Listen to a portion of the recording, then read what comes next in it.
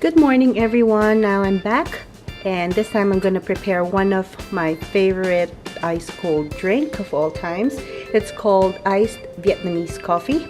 The ingredients are simple yet sinful. So makasalanan siya guys because of the condensed milk. That's why I only have this once every 3 to 6 months.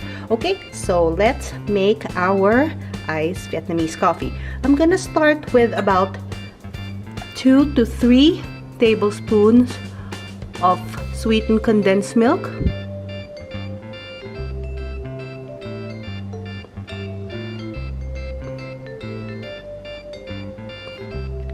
And then I'm gonna use my coffee machine.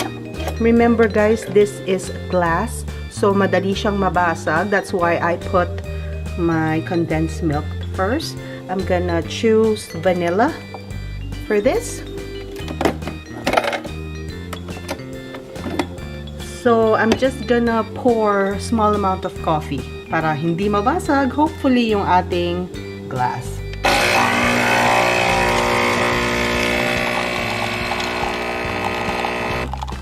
Okay, after this time, I turned it off first and I'm gonna mix it well.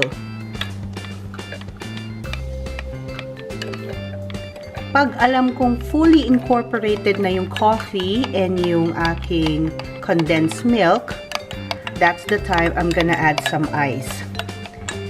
Kasi if you put ice already dun sa buong condensed milk, mamumuo lang siya eh, hindi siya mag-incorporate well dun sa ating coffee. Okay? So, one more, konti pa.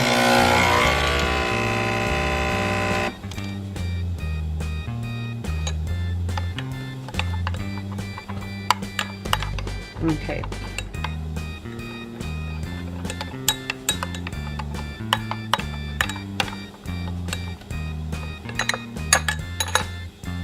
Okay, so that should be enough, guys. Now I'm gonna add in my ice.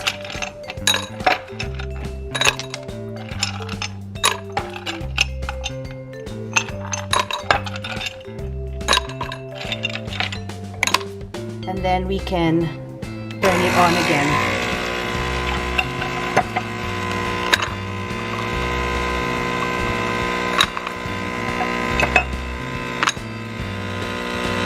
This will be so good.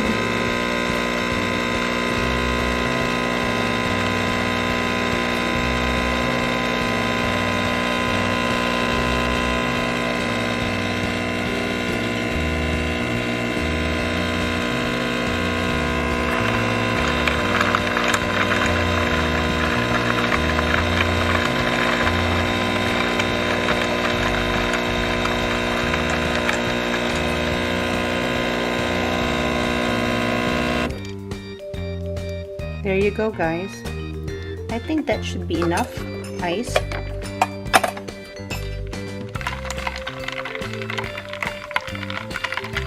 So that's how I prepare my version of Vietnamese iced coffee.